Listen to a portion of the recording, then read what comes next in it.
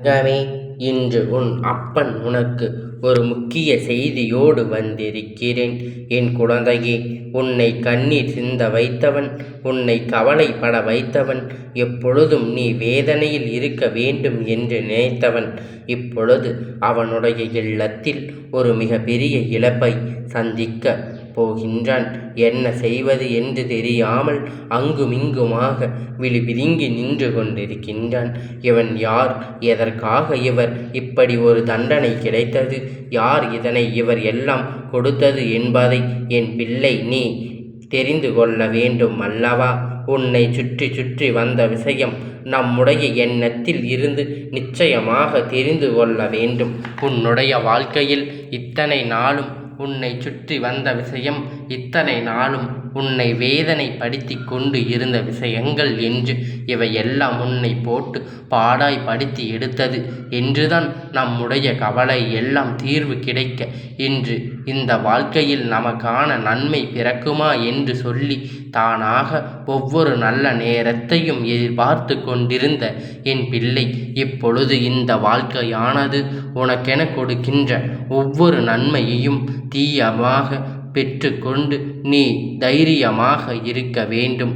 தயாராகிவிட வேண்டும். உனக்கான எல்லாவற்றையும் செய்ய நீ இப்பொழுது தயாராகிவிட வேண்டும். உன்னை சுற்றி நடக்கின்ற இந்த தீமைகளுக்கு எல்லாம் உன் அப்பன் நான் முடிவு கட்டிவிட்டேன். இதனை செய்வதற்கு இவர்களுக்கு மனது எப்படி வந்தது என்று சற்று நாம் யோசிக்க வேண்டும். ஒருவரால் இன்னொருவருக்கு கெடுதல் செய்ய நினைப்பது என்பது அவ்வளவு சாதாரணமான காரியம் அல்ல. உனக்கு ஒருவர் கெடுதல் நினைக்கிறார் என்றால் உன் மூலம் அவர் வாழ்க்கையில் ஏதோ ஒரு ஆபத்து ஏற்பட்டு இருக்கும் அல்லவா? இனிமேல் ஏற்படும். இதனால்தான் உன்னை அவர்கள் பழி வாங்க வேண்டும் என்று உன் வாழ்க்கையில் உனக்கு எந்த சந்தோஷமும் வரக்கூடாது என்று நினைக்க வேண்டும். இல்லாத பட்சத்தில் உனக்கு அவர்களுக்கு என்ன பிரச்சனை? உனக்கும் அவர்களுக்கு இடையில் என்ன துன்பம் இருக்கிறது? என்ன வேறுபாடு இருக்கிறது? தேவையில்லாமல் எந்த ஒரு விஷயத்தையும் பற்றி யோசித்து கொண்டு, தேவையில்லாமல் எந்த ஒரு விஷயத்தை பற்றி நினைத்து கொண்டு அடுத்தவர்களுக்கு துன்பத்தை கொடுக்க வேண்டிய அவசியம் இங்கு யாருக்கும் இல்லை அல்லவா? உன்னால் யாருக்கேனும் யாதாவது ஒரு கெடுதல் நடந்து இருக்கிறதா என்று சற்று சிந்தித்து பார். தெரிந்து கொள்ள வேண்டும். தெரியாமல் நீ யாருக்காவது ஏதாவது கஷ்டங்களை கொடுத்திருப்பாய். ஆனால் உடனடியாக அது என்னவென்று நீ உணர வேண்டும். நீ இந்த அப்பன் பிள்ளை அல்லவா? அப்பனுடைய பிள்ளையாக இருப்பதனால் நீ தவறு செய்தாலும் இந்த அப்பன் உன்னை ஆதரிப்பான் என்று நீ ஒரு பொழுதும் நினைத்துவிடக்கூடாது. யாராக இருந்தாலும் சரி, எந்த குழந்தையாக இருந்தாலும் சரி, இந்த அப்பனுடைய தண்டனை அவருக்கு கிடைத்துதான் தீரும். ஒருவர் தவறு செய்தால் என்றால் அதற்கான தண்டனையை அவருக்கு வழங்கத்தான் வேண்டும். இந்த அப்பன் சரி என்று ஏற்றுக்கொள்வேன், இல்லை என்றால் அது தவறு என்று சொல்லி இந்த அப்பன் உன்னை நிச்சயமாக திருத்தி நல்வழிப்படுத்தி அவ்வளவு எளிதாக எல்லாம் இது போன்ற காரியங்கள் ஒருவர் வாழ்க்கையில் நடந்துவிடாது. எல்லாம் இங்கு இருக்கின்ற சூழ்நிலை எல்லாம் சற்று நாம் முற்று நோக்கி பார்த்தோமானால் ஒரு பிரச்சனைகள் நம்மால் ஏற்றுக்கொண்டு கணித்துவிட முடியவில்லை. ஒரு சில விஷயங்கள் இந்த வாழ்க்கையில் நமக்கே மேலும் மேலும் பல பிரச்சனைகளையும் வேதனைகளையும் தொடர்ந்து தந்து கொண்டிருக்கின்றது. எதனால் இது எல்லாம் நடக்கிறது? என்ன காரணமாக இருக்கும்? என்ன காரணம் நம் வாழ்க்கையில் இப்படி பிரச்சனைகள் உருவாகின்றதே என்று யோசித்து என் பிள்ளை பாதி நாட்கள் சென்று விட்டது. இனி எப்படியாவது இந்த வாழ்க்கையை நாம் மீண்டும் மீட்டெடுத்து விட வேண்டும் என்று நினைக்கின்ற இந்த சூழ்நிலையில் என் பிள்ளை, இந்த அப்பன் சொல்கின்ற இந்த செய்தி உனக்கு ஆச்சரியத்தை கொடுக்கிறது அல்லவா? நம் கண்ணீர் சிந்த வைத்தவர்களின் இல்லத்தில் ஒரு கஷ்டம் வந்திருக்கின்றது. அவர்கள் குடும்பத்தில் ஒரு சோதனை நடக்கிறது என்றால் நிச்சயமாக இதனை தெய்வமாகத்தான் இருக்கும். அதிலும் குறிப்பாக உன் அப்பன் இதை எல்லாம் அவ்வளவு சாதாரணமாக விட்டுவிட மாட்டேன். உனக்கு கஷ்டங்களை கொடுக்க நினைத்தவர்களுக்கு நான் எப்பொழுதுமே வேதனையை கொடுக்க வேண்டும் என்று நினைத்தது கிடையாது. அவரவர் செய்கின்ற பாவங்களுக்கு அவரவர் பலனை கொடுக்க நினைக்கின்றேன். நாம் அடுத்தவர்களுக்கு ஒரு கெடுதலை நினைத்தால் அது நமக்கு என்ன ஆகும் என்பது இவர்களுக்கு எல்லாம் நிச்சயம் தெரிந்திருக்க வேண்டும். என் குழந்தையே, இந்த துரோகத்தை செய்தது, உன் வாழ்க்கையில் இத்தனை பெரிய கஷ்டத்தை உனக்கு கொடுத்து நினைத்தது யார் என்று இதுவரையிலும் உனக்கு சரியாக பிடிபடவில்லையா? ஏனென்றால் இப்பொழுதெல்லாம் ஊரடித்து அடுத்தவர்களின் வாழ்க்கையை அழிக்க வேண்டும். உறவாக இருந்தாலும் யாராக இருந்தாலும் அவரை மறைமுகமாக இருந்து ஏதாவது செய்ய வேண்டும் என்று நினைத்து கொண்டு இருக்கின்றார்கள். தெரியாமல் அவர்கள் ஒளித்து இருத்து செய்வது எல்லாம் இப்பொழுது வேடிக்கையாக மாறிவிட்டது. இப்பொழுது இருப்பது எல்லாம் எல்லாருக்கும் எல்லா நேரத்திலும் எல்லாவற்றையும் நன்மை செய்வது என்பது அவ்வளவு எளிதல்ல. எல்லாரும் எல்லாவற்றிலும் அவர்களுக்கு கீழேதான் இருக்க வேண்டும். யாரும் அவளுக்கு மேலோங்கி இருக்கக்கூடாது, உயர்வாக இருந்து விடக்கூடாது. அவர்களுடைய துரோகிகள் எப்பொழுதும் நல்ல நிலைக்கு சென்று விடக்கூடாது என்று நினைத்து கொண்டு இருக்கின்றார்கள். இவர்கள் எண்ணமாக இருக்கின்றதே இன்று அவர்களுக்கு என்ன நடக்க வேண்டும் என்று இருக்கிறது.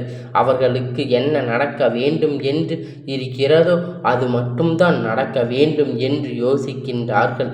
இப்படி இந்த வாழ்க்கையில் ஒவ்வொரு விஷயத்தையும் சரியான சிந்தனைகளோடு கவனித்து கொண்டு தன்னை சுற்றி என்ன நடந்து கொண்டிருந்தாலும் அதிலிருந்து தனக்கான வாழ்க்கையின் வெற்றியை ஒவ்வொரு மூலியமாக பெற்று கொள்ள நினைக்கும் பொழுது சர்வ நிச்சயமாக இந்த வாழ்க்கை ஒவ்வொரு முறையும் அவர்களுக்கான நன்மையை கிடைப்பது போல செய்கின்ற பாவங்களுக்கான பலன்களையும் வந்து சேரும். இப்படித்தான் உன்னுடைய வாழ்க்கையில் இவர்கள் உனக்கு கொடுத்த பிரச்சனை எல்லாமே இப்பொழுது அவர்களுக்கு திரும்ப சென்று அதன் வினையை கண்டுபிடித்து கொண்டிருக்கின்றார்கள்.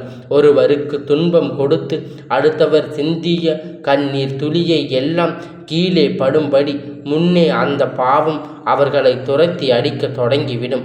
ஒருவருக்கு நீ கெடுதல் செய்து விட்ட பிறகு அவர்கள் அந்த இடத்தில் கண்ணீர் சிந்தி விட்டார் என்றால் அதனுடைய பாவம் உன்னை வாழ்நாள் எல்லாம் துரத்தி கொண்டேதான் இருக்கும்.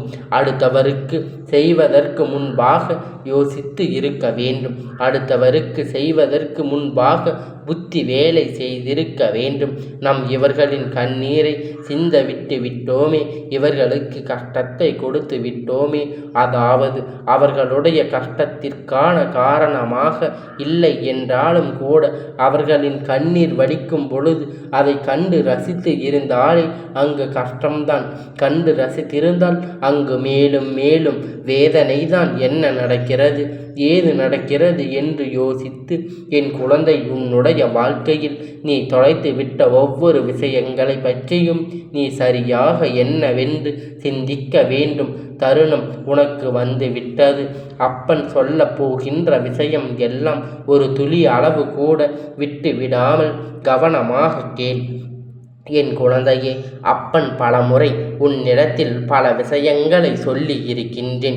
உன் வாழ்க்கையில் என்னவெல்லாம் நடந்து கொண்டிருக்கிறது, யாரெல்லாம் உனக்கு என்ன பிரச்சனையை கொடுத்து கொண்டிருக்கின்றார்கள், இவர்கள் இப்படி செய்வதனால் உன் வாழ்க்கையில் என்னவாக மாறும், இதிலிருந்து எப்படி நீ மீண்டு வருவாய் என்பது போல பல பிரச்சனைகள் உனக்கு நான் எடுத்து சொல்லி இருக்கின்றேன். அப்படி இருக்கும் பொழுது சில துன்பங்களை நினைத்து நீ வருத்தப்பட்டு கொண்டிருக்கின்றாய். சில வேதனைகளுக்காக இந்த வாழ்க்கையே வேண்டாம் என்று கூட நீ ஒதுங்கி நினைத்து இருக்கின்றாய். சுற்றி இருந்து கொண்டு எல்லாவற்றையும் எல்லா கஷ்டங்களையும் இவர்கள் திரும்ப திரும்ப உன்னை தேடி கொடுத்து கொண்டு இருக்கும் பொழுது இதற்கு விடிவு காலம் இல்லையா?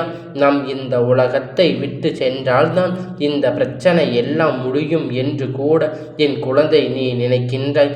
இப்படி இருக்கும் பொழுது உன்னை தேடி வருகின்ற பல உண்மைகள், உன்னை தேடி வருகின்ற பல நன்மைகளை நீ என்னவென்று தெரிந்து கொள்ள வேண்டும். உன்னோடு நான் இருக்கின்றேன் இந்த நொடி பொழுது.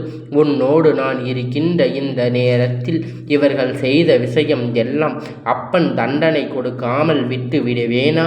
அப்பன் அவர்கள் வாழ்க்கையில் நடக்கின்ற ஒவ்வொரு விஷயத்தையும் என்னவென்று பார்த்து பார்த்து நான் அழகாக அவர்கள் கையில் ஒப்படைத்து கொண்டு இருக்கின்றேன்.